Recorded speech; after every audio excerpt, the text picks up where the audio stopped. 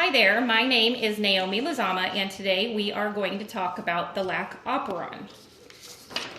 Now the Lac Operon will it transcribes for lactose only when glucose is completely depleted. So there are two transcriptional regulators that basically control this Lac Operon. The first one we're going to talk about is called the Lac repressor.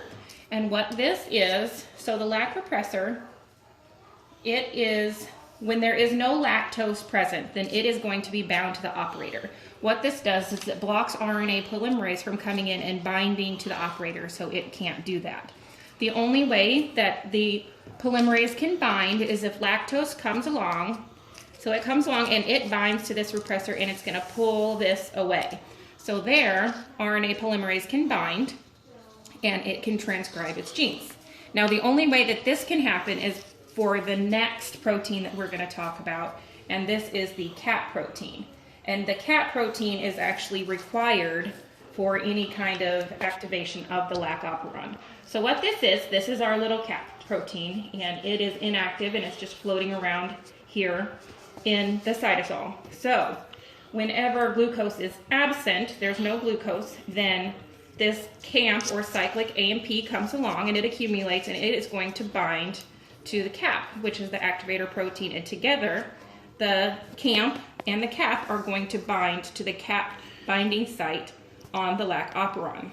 And this way, the RNA polymerase that is not fully bound is able to fully bind, and then it's able to transcribe its genes.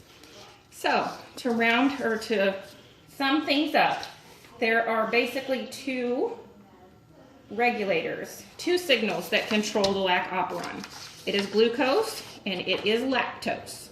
So if you have glucose in the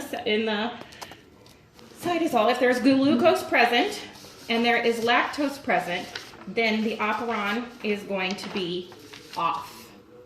Now, if there is glucose present, but there is no lactose present, the repressor is going to be bound here, but it is still going to be turned off because that repressor is bound. So if there is no lactose and if there is no glucose, then it is still going to be off because this repressor is bound, even though the cap is, the activating protein is bound now, but it still can't do anything because the repressor protein is bound as well. So the only way for this to work is if lactose is present. Then that's the only time that the Lac Operon is actually on. Now the reason that it is on is because lactose comes and it binds to this repressor and it pulls it away so that the activating protein is bound.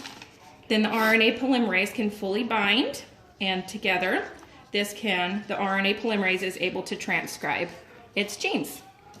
So that pretty much sums up the Lac Operon.